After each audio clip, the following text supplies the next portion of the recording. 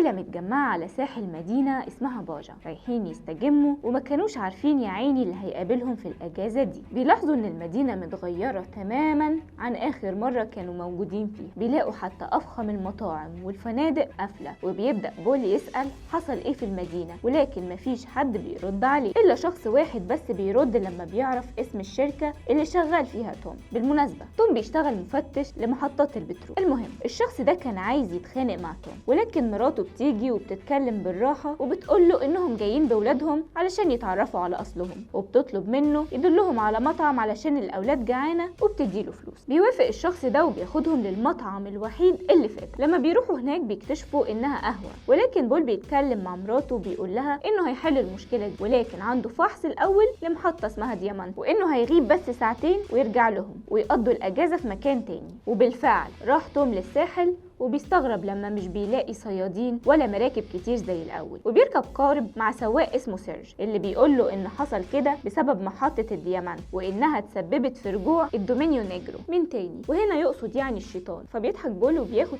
كلامه بتريقة. المهم بيوصلوا سيرج لحد نص المسافة بس، وبينزله في مكان فيه قارب تاني وبيقوله إن ده آخره معاه ومش هيقدر يساعده أكتر من كده، ونظراته كانت كلها قلق وخوف. بعدها بياخد بول القارب وهو متضايق وبيروح مع نفسه. نرجع تاني لعيلة بول اللي قاعدين على الترابيزه. بيجي واحد كده شكله مش تمام وبيقرب للترابيزه اللي قاعدين فيها، وبتقول له مرات بول انهم مستنيين جوزها، فبيرد عليها وبيقول لها انه مش شايف اي زوج موجود هنا، وبيبدا يتحرش ببنتها الصغيره. تقوم الست ماسكه ازازه وهوب فاتحه بيها دماغه. يستاهل والله. وبتهرب بولادها وتمشي من المكان علشان تركب العربيه، بس للاسف المجرمين دمروا العجله، فبتجري ناحيه الساحل وبتترجى واحد هناك وبتديله فلوس علشان يوصلهم لمحطه ديامانت، وبيوافق لما بيشوف الفلوس. نرجع لبول بقى اللي لما بيوصل للمحطة بيلاقي تسريب للبترول هناك، بس لما بيدخل جوه المحطة بيستغرب لأن مفيش حد والمكان شكله غريب جدا. وبعدين بنتفاجئ باتنين بيطلعوا على بول اللي بيعرفهم انه المفتش اللي جاي. بعد شوية بيسمعوا صوت مركب تاني وبيلاقي بول عيلته جت،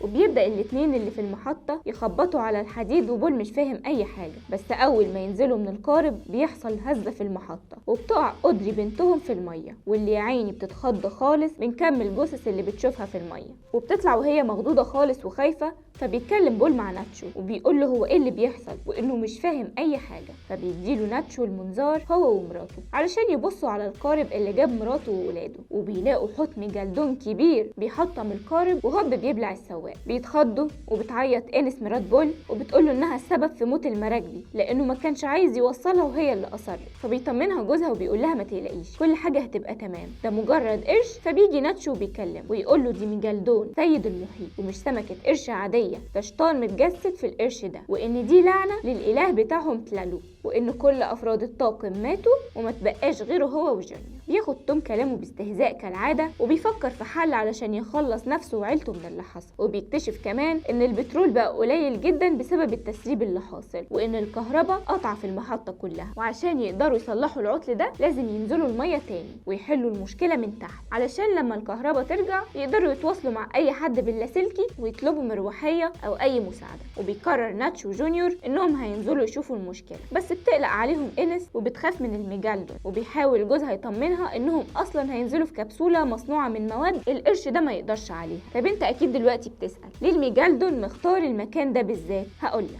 شركة نيكسون اللي بيشتغل فيها توم لما عملت المحطة وعدت أهل المدينة بحياة أفضل وبشغل ومستوى أحسن، ولكن اللي حصل عكس ده تماما. للأسف الشركة كانت هي بس المستفيد. غير كده المحطة أدت إلى تلوث المياه وموت بعض الأسماك وكمان الطيور والكائنات المائية. وقال إيه ده اللي خلى الإله تلالو يغضب ويثور، لأن البشر اتصرفوا بطريقة غلط فلعنهم، واللعنة دي اتمثلت في الدومينيو نيجرو وهو شيطان على هيئة ميجالدون. المهم بينزل الراجلين علشان يشوفوا سبب وبيكتشف ناتشو ان في قنبله في الدعامه بتاعه المحطه، وجونيور بيشوف الميجالدون جايه من بعيد فبيحاول يدخل الكبسوله، وبيطلع ناتشو على طول على سطح الميه وبتساعده بسرعه انس وبول، وبيدوروا على جونيور اللي بيلاقوه طافي على الميه وبيحاولوا يشدوه، بس للاسف بيلاقوه نص بس. بيتفزعوا كلهم وبيخافوا، وبيدخل بول وبيتكلم مع اولاده انهم لازم يدوروا على اي حاجه يقدروا يساعدوه بيه، وفعلا بتبدا عمليه البحث. وبتدور إنس على أي حاجة، بس بتلاقي ورق للمحطة وبتقرأ فيه إن بناء المحطة هيكون مضر جدا بالبيئة، وبتلاقي إن المفتش وطبعا اللي هو جوزها موافق على ده، فبتتصدم. وابنه الصغير لما بيدور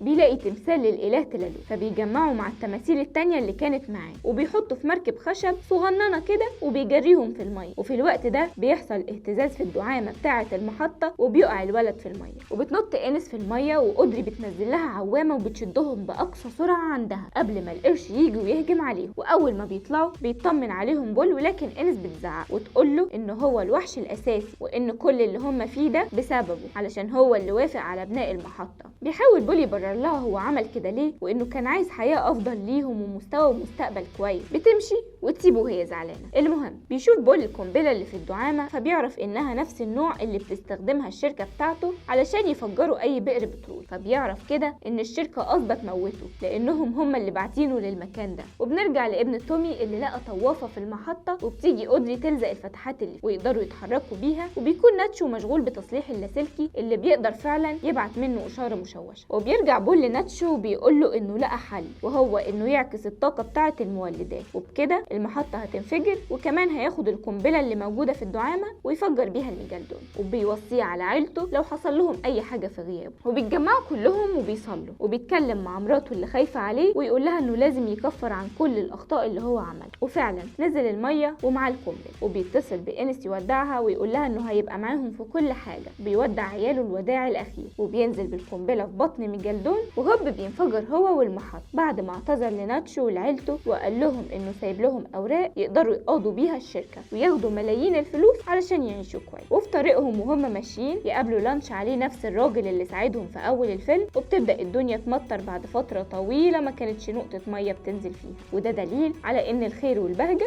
راجعين للمكان من تاني. وبكده يكون خلص فيلمنا النهاردة. لو عندك أي كومنت اكتبه لنا وقول لنا تحب نلخص أفلام إيه تاني، واستنونا دايما في آخر مترو.